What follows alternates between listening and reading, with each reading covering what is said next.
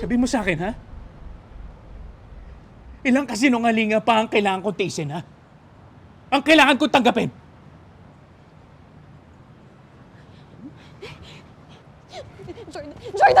Jordan, please! Huwag naman nating hayaan na mas lalo lang tayong masira ng dahil lang dito. Nang dahilan dito? Hindi mo ba nakita yung nangyari doon sa loob? Binilad mo lang naman ako sa kahihiyan dahil sa panloloko mo! Pero sana kasi naiintindihan mo kung saan ako nanggagaling. Christy naman! Lahat na ng pang-unawa binigay ko sa'yo! Kahit na paulit-ulit mo ako sinasaktan! Bakit pa ang hirap mo mahalin? Bakit ba pinahihirapan mo ako mahalin ka? Jordan, sabihin mo na lang sa akin. Sabihin mo sa akin, anong pwede kong gawin para bumalik tayo sa dati. Para mapatawad mo ulit ako. Sabihin mo. Listen to me. I don't think babalik pa tayo sa dati pagkatapos ng nangyari ngayon. Babe. And I don't think na kaya pa kitang makita o makasama knowing na niloko mo ko.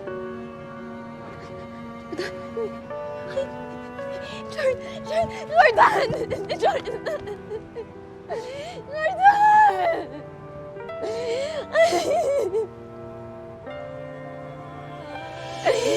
Wala pa noon, sisingin ko pa sa panahon na ang pag-ibig niya sa walang alay. Hindi ko maintindihan bakit sa lahat ay siya pa.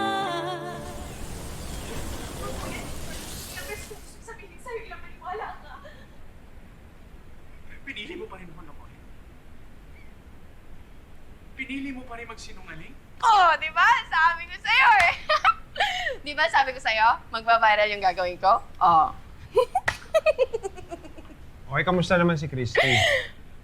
How the hell would I know? Hindi na siya yung concern ko ngayon, no? Dinadala niya yung anak ko. Ayoko may masamang mangyari sa kanya. Eh di, do your thing. Di ba? Manmanan mo siya, bantayan mo siya. Tapos, kapag nakakuha ka na ng right moment, kumilos ka na. Dapat sinasamantala natin tong time na to na habang magkaaway pa silang dalawa ni Jordan.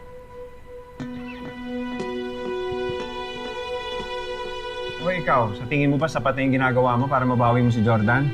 Ay, kuya. I am willing to wait. Hanggang sa ma-realize ni Jordan na kami talaga ang para sa isa't isa. For the meantime, I will let him lick his wound just like what happened before nung nawala si Christy. Nagsaksi na rin tayong dalawa! Panoorin mo ulit?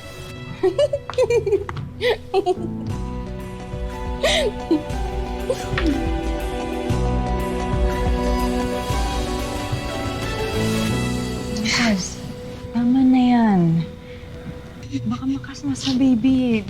Uminom ka muna ng tubig. I'm so sorry. I'm so sorry. Ako may kasalanan nito. Hindi ko alam ko na ganito ang mangyayari.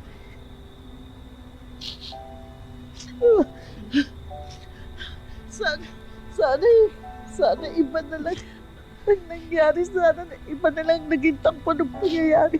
I don't want to hurt you this bad. No. Wala naman na tayong magagawa.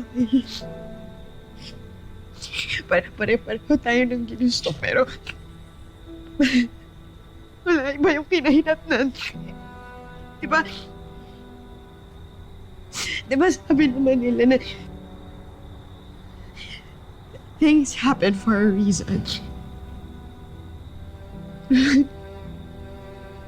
Ma, bakit hanggang ngayon tinatanong ko yung sarili ko? Ano ba yung rason na yun? Ano ba?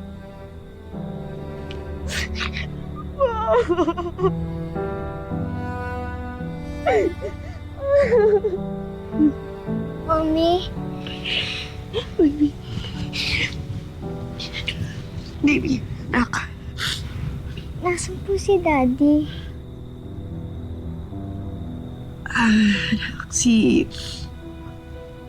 hindi ko pa mahanap si daddy mo eh.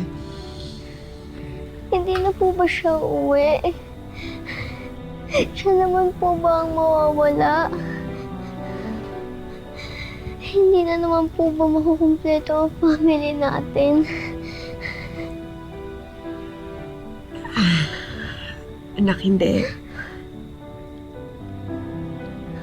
Babalik si daddy. Okay?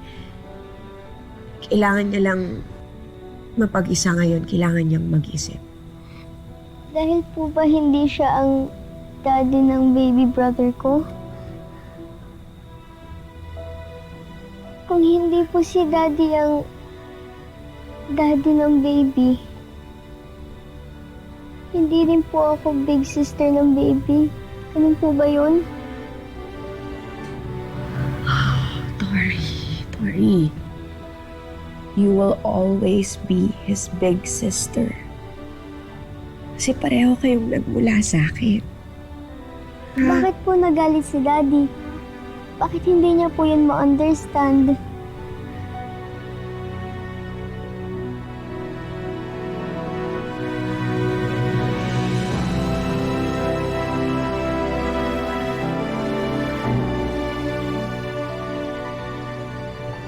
Basta pabalik yung daddy mo.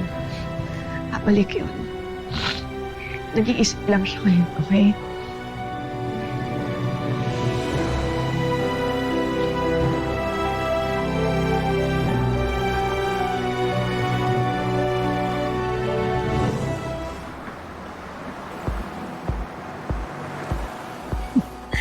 Ano ka?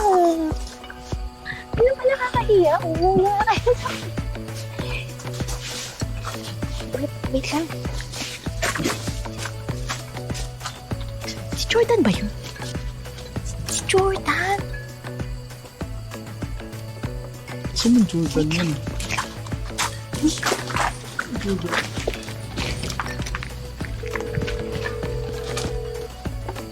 Hello, Shai. Asan ka? Dito si Jordan. Dito, sa bahay kung nasan ako. Asan ka ba? Wala, mag-isa lang. Umiinom. Ano ka kaya dito?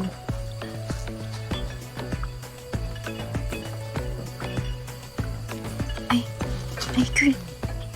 Ay, girl, may lumalapit sa akin yung dalawang lalaki. Pre, ikaw to, di ba? Yung nagwala sa party. Pre, naiintindihan kita kung sa akin nangyari yun.